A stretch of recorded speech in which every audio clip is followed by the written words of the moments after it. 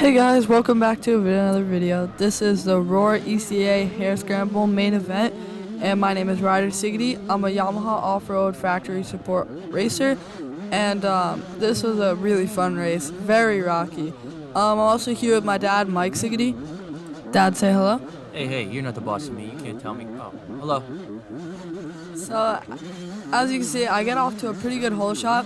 Things do go downwards a little bit from here though, so make sure you don't click off the video just yet. And it gets everything really interesting. The ground looks so nice and like loamy, but it's like really hard and slick and hard pack, isn't it? Yeah, it's definitely not as it looks in this video. It looks really easy too, and all the spots that look kind of difficult are very difficult, and all the parts that look easy are still difficult. If that makes any sense. One unusual thing about this event is there's always lots of passing lines. There's not really so many right here as I'm saying it, but you'll see the fastest guy always wins here. You don't get stuck in a freight train. It's like there's a passing line. There's just a whole bunch and tons of arrows too. You'll see later. It's just littered with arrows. It must take them forever to put up all those arrows. So I've been going to this location for I'm not sure how many years, but maybe 20. And this is the best conditions I've ever seen it. No dust, very little mud, no humidity. The humidity is usually so bad. People get hospitalized like from dehydration. People were actually throwing up at the end of this race, and it was nice. Imagine how bad it is like normally. So what a great, awesome weekend. And look at all the club members too. Oh, I remember this spot here. There was two lines, right? One to the left and one to the right. Yeah, so you see Tanner Emmons cheering me on. He points me to the left, which I think was actually the fastest way. And I get through here pretty fast. I don't know, the other way was about similar speed, and you'll probably see me take it later in the video. But let us know down below what you guys think, which one was faster.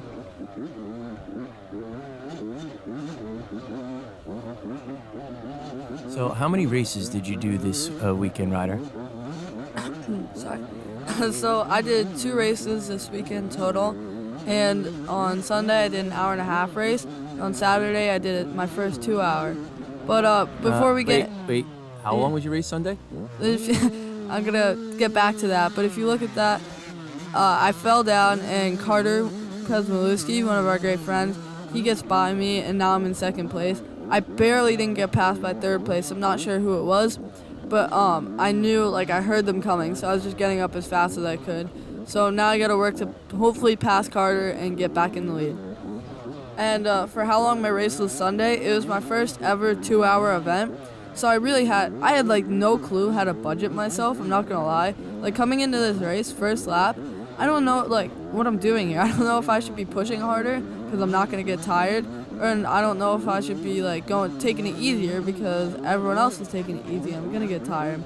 So in the end, I honestly wish I would have pushed harder because I didn't get tired at all. Like I felt like my last lap was my fastest until we had some problems, which we'll get to later. But I'll definitely have a little different mindset in the next 2 hours that I do. Yeah, and this is like your second weekend racing back since you broke your hip, so that's another reason to be a little unsure on how to budget your energy too, but you did good. Definitely, thanks. So if you take a look at Ryder's bar pad, he has a Recluse sticker on there. And a lot of people ask us, do you guys use a Recluse? And we absolutely, both Ryder and I use Recluse, but maybe not the same Recluse that you're thinking. Most people think that a Recluse clutch is like an auto clutch, and there's definitely a couple Recluse clutches they have that are auto clutches. But the ones that we use is called their core manual torque drive. And if you parents have kids that are burning up clutches, one reason could be the type of clutch that comes stock on these bikes just aren't made for the long abuse that a off-road race would have on a kid who's very clutch abusive. So the torque drive clutch is, man, I'm getting excited just watching this video. I want to go back there and do that. That's a nasty spot right there too, right? Yeah. Actually, the pass is coming up soon. I'll let you keep talking about that in a little bit. But right here you see Carter. I kind of follow his line. I know it's a good line. Then he gets hung up with a tree there, and I do take the better line, but then I get hung up, end up getting around not getting around the lapper, or not the lapper, I guess the person I was passing. I didn't get around him, but I was still able to keep the spot and make the pass. And now it's just going to be to try to run away, which is really hard with all these lappers. Who knows, you could be running away, have a lead, and then just one person has you stuck up for a long time, and you get rid of that lead. So it's definitely still pretty stressful here, and I still don't know if I should be pushing or not, or how hard I need to push, so I wasn't sure what to do. So yeah, I'll finish about what I was saying about the Recluse, is that they make a torque drive clutch, which is a completely manual clutch, just like the same clutches that come with the bikes, but they are way more durable than even the Hinson clutches I used to use. They have these giant cooling holes in the pressure plate and the clutch hub that come with it that are the size of a quarter. Like those, the ones that come from Hinson or stock, they have like the size of a pen point, like a really small pinpoint or pen point. So that's one reason why it's more durable, and their design is just really completely different. So something you may want to consider if you're having some clutch problems, and also the type of oil that you use too. A lot of people are using full synthetic oil because they think that's the right oil to use because it's the highest quality, most expensive oil, but it's not really for what we do here in off-road. All right, that's enough about my Recluse and clutches. So as if you've been watching our videos, you'll notice that we've been experimenting with a backwards facing camera, and it's really difficult to get a good backwards facing camera on the body. Before you keep going, right here in front of me is Brian Puskas, and I just wanted to thank him for letting me go, and it was cool seeing him in a race. We've never raced together before. Yeah, Brian and his dad Billy are awesome people, not too far from us, and hopefully we could do some riding together. Oh, I forgot. What was I talking about? You're talking about the backwards camera. Oh, yeah, right. So we're kind of like getting involved in a backwards camera, which you don't see much of, and I'm backwards facing camera.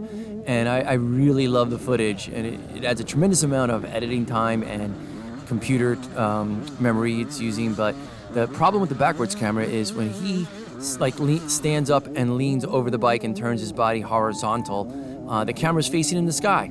And if he's sitting down, then it's like facing down. So it's really tough to get a good angle with that. But what would really happen here is I picked the wrong angle way off. I should have known better. So we don't have the backwards facing camera this time, but stay tuned for some of our GNCC video from this weekend. We have the snowshoe, and that's one of Ryder's most popular videos. It's got 15,000 views now, and that's definitely a crazy event. So you want to stay tuned for that. We also have 2 more videos we're going to release. They're going to be a lot shorter than this one, real short. We have the Ridge Run Sprint Enduro, and we have the D6 Revelier Hair Scramble. So those will be coming up in another week or 2, but next week definitely we'll have the snowshoe, which is a crazy event. So before we go any farther, I just wanted to ask you guys if you could please like and subscribe, because it takes a lot of time and a lot of money to make these videos. And the only thing we're asking for you, if you would just please click that button, the red button below, and that little like button. And I also wanted to talk about how I started on row 11 for this race, which in hair scrambles, you have a lot of people in front of you in row 11, opposed to enduros where you might only have a couple. So I actually did the math, and there was 144 people ahead of you, you being on 11. That actually, though, includes your row. That's a lot of people to pass. Actually, no, it doesn't include your row, but it's about the same. So even throughout this whole race, I'm not sure what position I was in overall, but we could probably equate it to around 100 people. We were trying to figure it out earlier, but you can't count and you can't really figure out how many people exactly you passed, but I think it was around 100 people that I had to get through in this race. Most of them moved over pretty nice though. It was just like 1 or 2 that kind of, I don't want to say ruin it, but 1 or 2 that don't move for a long time, and that's kind of annoying. But overall, it was like 2 laps of passing people, or a lap and a half of passing people, and then the rest of the race was just so fun. I got to battle with my great friend Rocco Zachariah for a little bit, and I had his little brother Enzo cheer me on, so that was cool too. I had a great time. Oh yeah, wait till you see Rocco in this video, and not only is he great, but the family's great, and we're going to tell you why in a minute, not just because we're friends, but Rocco got his bike wedged between a tree, and I think we've all done that before, where your fender gets on one side of the tree and the wheel's on the other, and you're on like an off camber or something, and you just can't get the bike out, and it's really, really aggravating. And he knew Ryder was behind him, and when Ryder went around him, he actually took the time to say, "Go Ryder." I'd be like pulling my hair out. Like, I would say "Go Ryder." He's my son. And Rocco, just really nice of him to like be thinking about Ryder in that really frustrating situation. Yep. So actually, I was doing a little bit of math here, and you were on row 11, and the first, second, third, fourth, fifth, sixth row was a senior, and so that's what, 5 rows ahead of you, and you passed everyone on a senior. So you actually caught our really good and awesome friend Frank Messina. We just say we love everybody, but we really do love Frank and Zacharias, and everyone at the race is actually really great. But so he got first a senior and 5 rows ahead of you, and you actually passed him too, didn't you? Yeah, you'll see it at the very end of the video. I do catch up to him, and right as I catch up to him, you see him in the distance, and then the camera dies. So it didn't get the whole race, but we did get most of it. So one other thing that happened in this race, which was really unusual, Ryder was having a really good race. He was, feeling comfortable. His health was good. No really crashes on that early one. And it was the last lap, and I changed the position where I was standing, and I went like 2 miles from the end and caught him going up this like kind of coal sand uphill. And after he went through that, I decided to go to the finish. So I was only like, he was like 2 minutes from the finish at that point, or 3 minutes or 5 minutes, whatever, and I was close too. So I go to the finish, and I'm waiting for him to come, and it does seem like a little bit of a long time. And the next thing I know, I see Frank come back to the finish line, but not really through the finish. He's coming from the pits. And I guess I missed him. He must have beat me to the finish. He went back to the pits, and Ryder was stuck at the trailer with his wheel off. And it turns out that, literally, a mile or two at most from the finish, the bib came out of his rear tire, and I would have said, just ride it out. But he couldn't, because it got wedged between the tire, the swing arm, the sprocket, and the chain, and it locked the bike up. But listen to how lucky he is. First of all, remember we said we love the Zacharias? Alan Zachariah, the dad, happened to be not far from them when this happened, and he wrestled the bib out of the tire and out of the bike with his hands. Then Ryder was actually able to coast back to our truck. 30-minute lap times. What's the chances, right? 30 seconds more, or 30 seconds earlier, and you would have never been anywhere near the truck. It would have taken him forever to get back there. And you were on top of a hill, too, so you got to roll down the hill, isn't that right? Yeah, it couldn't have happened any more perfect, because we were parked right next to the track. So once we got the bib out, I just rolled the bike with Noah Karashak back to our camper, and we got working on it right away. Of course, when you're rushing and people who are already helping to change his wheel didn't know where the tools were and the right parts, and the axle never wants to come out when you're in a hurry, but always comes out great in the garage. But we did get it changed, and he got back on the track, and he definitely lost some time there. I'm not really sure how many minutes. I'm going to guess somewhere between 5 and 7. But he got lucky again that, being on the 11th row, and, some really fast guys there, a couple Laffertys were there, which, by the way, I think Justin Lafferty overall, then that was really, really good for him, that, they ended up lapping the rest of Ryder's class, so no matter how long it took him, he still would have won his class that race. And overall, I believe you got 36 with that incident, and I think there was around 200 people in the main event. But the way ECA does it, unlike some other series, they run the Sea Riders and the Sportsmen and some other classes in the morning. So as you'll see in a moment, Ryder's going to pit, and one thing I noticed in this pit is that his gas cap vent line is missing, which that probably, look at that smart guy waving his hands up and down, standing in the trail. You can't miss him, can you? And thank you, by the way, Chopper. That's Carly Lee's dad. One of our fastest pit stops ever. Yep, and there's my great shaky hands. We could have deleted that, but someone left it in. All right, I see where this is going here. Make that look silly. So anyway, he's missed his gas cap vent line fell off. Not a big deal, but if you notice in some of the video, it's like kind of squirting all over the camera and him. And if you've ever had gas get in you, and we're not talking like just your stomach, but a little lower in the stomach, a little higher than the knees. I think you guys know where I'm talking about. It really hurt. So, man, he got lucky because he's wearing his Moose Sahara vented gear, and it definitely could have gotten in there. And by the way, Ryder, how do you feel about your new Moose gear?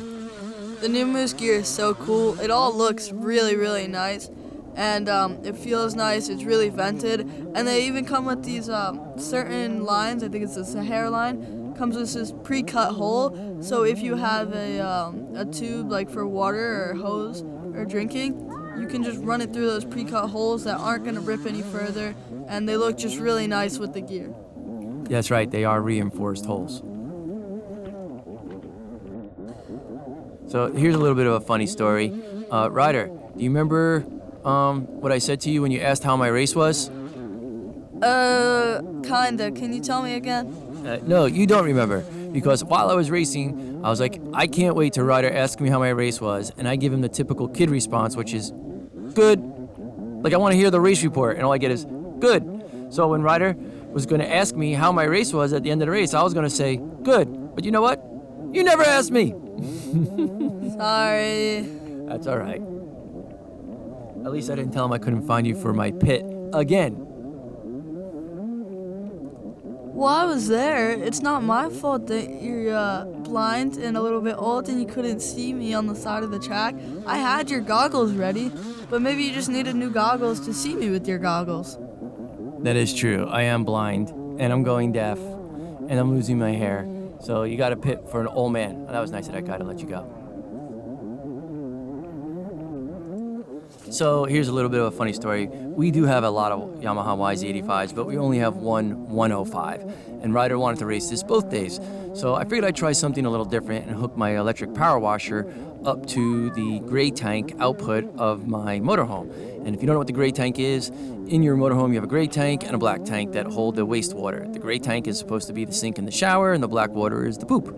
So I just hooked it up to the motorhome and released the gray tank. But there's a little area of pipe that shares gray and black, so I knew it was going to be a little bit of a dicey thing to do, so I let the water run first before I hooked it up. Then I hooked up to the gray tank, hooked it up to the power washer, and I had this one damn cut in my hand that's been annoying me for days, and it's just not really healing right. And I'm like, just dealing with it. Well, I'm spraying his bike with the power washer and the gray water, and it's smelling like poop. And I'm like, oh my God, this is getting all over me. I feel it splashing in my face. Oh, what's there? Oh, wow, you are close to that guy. Yeah, I don't know if you guys noticed, but I was behind him for a really long time. So I wasn't afraid to get a little close. Maybe a little closer than I had to, but to get a little close to pass him. But there was no contact, which was good. And here's Mr. Gribben, Will Gribben. And he's one of our really good friend Ryan Gribben's dad, and it's just cool passing someone that I knew. And here's another person I knew, Carly Lee, and she started in the line ahead of me, so it was cool that she did really good, I guess, and she lets me go in a little while. Also, if you see on the left here, I'm with one of my friends after the race. We were just doing a little, I guess, handshake. If anyone comes up to me and they want to be in the video, you can just let me know you want to be in the video, and we'll try our best to get you in there. You see, there, Carly Lee, let me go. And here, Rocco, just listen. I don't know if you guys heard, but he screamed my name, and you saw him stuck between that tree that we talked about earlier. And here's Frank Messina. Remember we said he was going to be at the end of the video? So, I just wanted to say, if you guys want to be in the video, just let us know, and we'll make sure to put you in. You'll see at the end of this video in a couple seconds, there is going to be people that we put in that I saw on the weekend. Anyway, guys, I'll see you in the next one. Bye. Oh yeah, and I didn't get poop in my hand, but I did feel like I was going to, and it was really annoying. Oh yeah, I guess we never finished that story. Sorry. Bye.